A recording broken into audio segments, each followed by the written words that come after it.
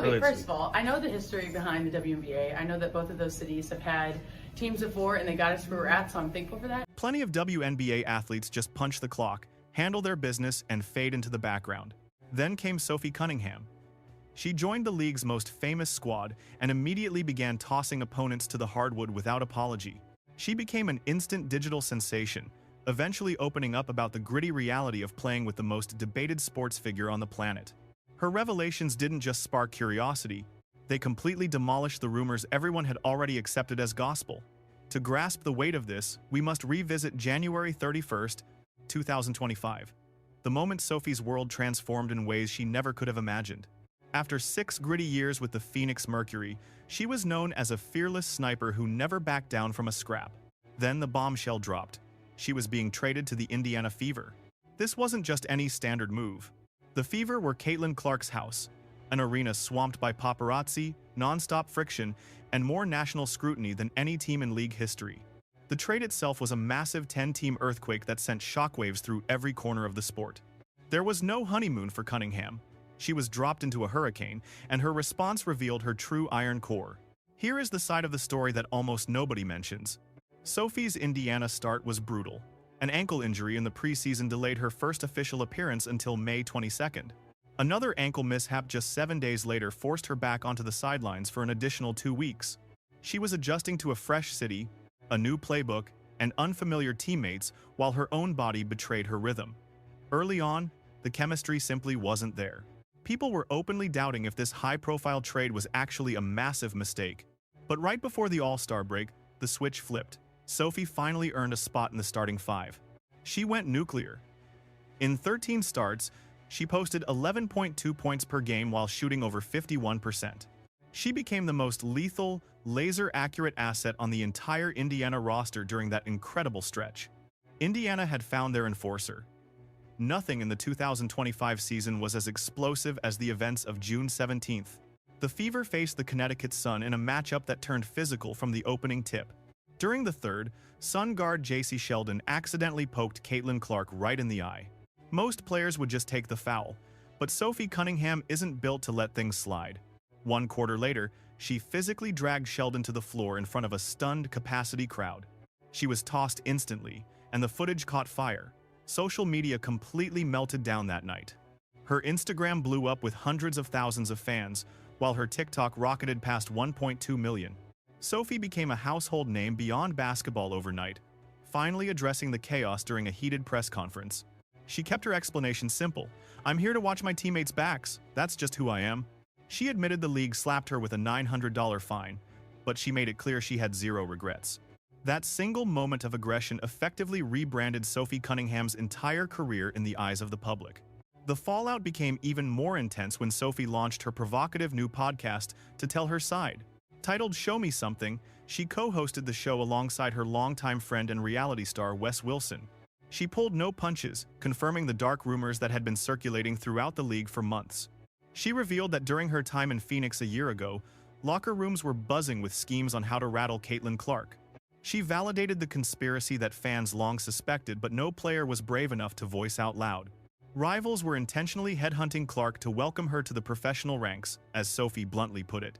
She understood the typical rookie hazing to a degree. It's part of the league's old-school culture. But seeing the targeted hostility toward Clark firsthand, Sophie was disgusted. She started asking why everyone was acting so crazy. She was done with the drama, deciding that if it felt excessive to her, it was definitely crossing the line. Hearing this from a veteran who was actually in those secret meetings made the truth hit like a hammer. This was a full confession. Her podcast turned into a truth bomb factory where she dropped revelation after revelation for her fans. In one episode, she went straight for the throat of anyone questioning Caitlin Clark's massive influence on the game. She didn't use soft words or play it safe. She told it exactly like it was. Her take was blunt. If you honestly believe Caitlin Clark isn't the primary face of the WNBA, or that the league would be thriving like this without her, then you are simply living in a total fantasy world. She emphasized that her stance wasn't meant to belittle the rest of the professional athletes on the roster. She held everyone in high regard, yet ignoring Clark's massive impact on the sport seemed purely delusional to her. Those words were delivered with a raw honesty that demanded everyone in the room stop and listen. For a league tangled in messy debates over the rookie's influence, such a direct verdict from a seasoned pro carried massive weight. The digital world erupted exactly as predicted, catapulting that specific footage back into the viral spotlight once again. Then came the exact moment that completely flipped the script on her entire public image. Moving past the court battles and online drama, Sophie Cunningham revealed a side of her character few had witnessed. During November, she volunteered at the yearly Aaron Neesmouth charity gala, dishing out meals to families while a live mic recorded her. Looking at the crowd, she simply stated, "This right here is our true purpose. We are here for you." The heavy part? She was a free agent. Her one-year fever deal had already officially lapsed. She had zero legal requirements to attend and wasn't receiving a single dime for it. She simply arrived, rolled up her sleeves, and worked. Fever fans went wild as that footage spread just as fast as any court fight. Social media flooded with demands for a lifetime contract as non-basketball fans suddenly became deeply invested in her story. This was the hidden side of the Missouri farm girl who attributes her relentless grit to a childhood of faith and sweat. Soon, she began detailing Clark's true personality away from the bright stadium lights. Her revelations caught the world off guard, as most people viewed Clark as some kind of untouchable, perfect icon. They saw a polished, stoic superstar who moved through the chaos of fame with an effortless, robotic grace. Cunningham shattered that myth during a podcast appearance, where she was asked to share a personal story about the rookie. Her response was so genuine it felt like she was exposing a closely guarded secret from the locker room. She insisted Clark is just a normal person who happens to be completely obsessed with the game of basketball. She actually labeled her a massive dork, noting that when you meet someone with that much fame, you usually prepare for the worst. You put up your guard, but she found a soul who was hilariously goofy, humble, and entirely down to earth. She claimed Clark is the ultimate nerd, and that she absolutely loves the energy the rookie brings. To millions who only see Clark through endorsements and press conferences, that description made the superstar feel human for the first time. The friendship developing between the two athletes away from the hardwood became its own fascinating story for the fans. When asked which teammate was the least trustworthy to handle her social media, Cunningham didn't even have to think twice. Caitlin Clark, 100%, because Cunningham playfully called her a starter, meaning someone who loves to ignite digital drama. She'd just post something spicy and then sit back to watch the internet explode. This matched perfectly with the way these two constantly roast each other across their public digital platforms. Their feeds are a constant stream of playful jabs and inside jokes that their growing fan bases absolutely live for. Back in August, Cunningham posted a video with teammate Lexi Hull in swimwear, joking it was a recruiting pitch for bikini sponsors as Fever Mermaids. Soon enough, Clark's name appeared on the radar for a guest spot on Cunningham's podcast. The Show Me Something handle replied to a fan asking for a Clark interview with a single word, essentially confirming the appearance was definitely happening. But beneath the fun was a professional season that was unraveling in the most agonizing way imaginable. By August, the Indiana Fever were trapped in an injury nightmare that seemed almost impossible to survive. Battered by groin issues and bone bruises, Caitlin Clark was limited to only 13 appearances for the entire year. 5 key players, Cunningham and Clark among them, were eventually sidelined for the remainder of the painful season. The roster got so thin that the team actually qualified for a rare league emergency hardship roster spot. Cunningham was peaking until that fateful August 17th.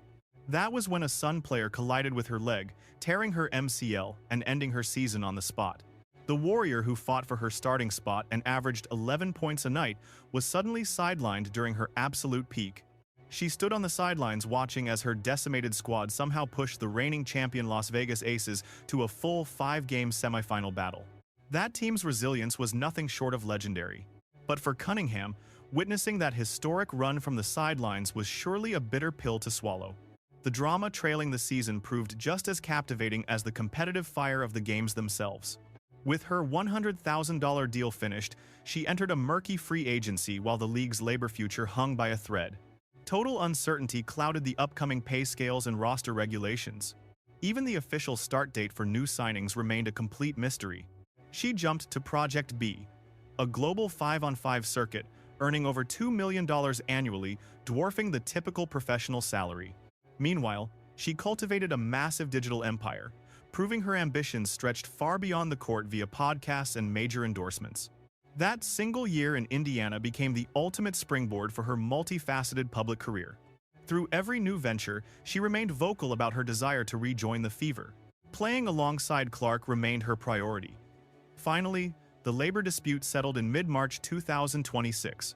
Free agency launched at last, bringing her return to Indianapolis within actual reach. By the end of 2025, the statistics revealed a shift no one anticipated. Google's year-end data placed Sophie Cunningham at number 7 among the most searched American athletes. Caitlin Clark, the previous year's 7th place holder, vanished from the rankings as Cunningham effectively took her crown. When questioned about this on her show, she responded with her signature raw and unfiltered honesty. She confessed that the sudden surge in fame felt quite overwhelming to process. While proud to be the lone woman in the top 10, she quickly defended Clark, noting her teammate only played 13 games. There was no arrogance. Her focus remained entirely on supporting her friend. That selfless reaction defined her character far more than any highlight reel captured throughout the year. This brings us to the current state of play. The 2026 season should commence on May 8th, provided the new labor agreement remains stable. Clark has returned to peak physical form. She just dominated the World Cup qualifiers, leading the national team in every category and securing the Most Valuable Player award. Indiana is now preparing to debut their most potent and healthy roster in the history of the franchise.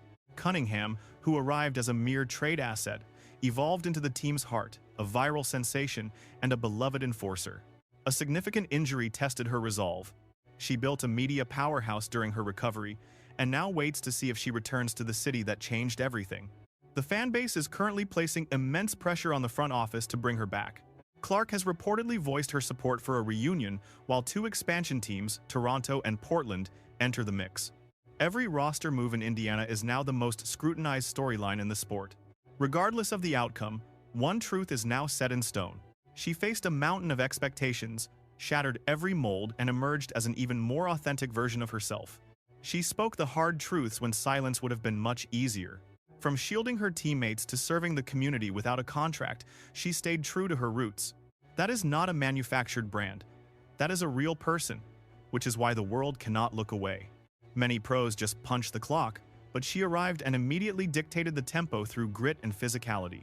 She became an overnight sensation, then pulled back the curtain on the reality of playing with the world's most debated athlete. The secrets she shared were far more than just unexpected. Her perspective completely dismantled the false narratives that the public had already accepted as fact. To grasp the weight of this journey, look back to late January 2025, the day her world shifted forever. She had spent 6 seasons in Phoenix as a fearless, gritty shooter who never backed down from a challenge. Then, the news broke. She was being shipped off to the Indiana Fever. This was not just a typical team change. She was entering Clark's orbit, a high-pressure environment defined by constant cameras and unprecedented national scrutiny. The trade itself was a massive 10-team earthquake that fundamentally reshaped the entire league landscape.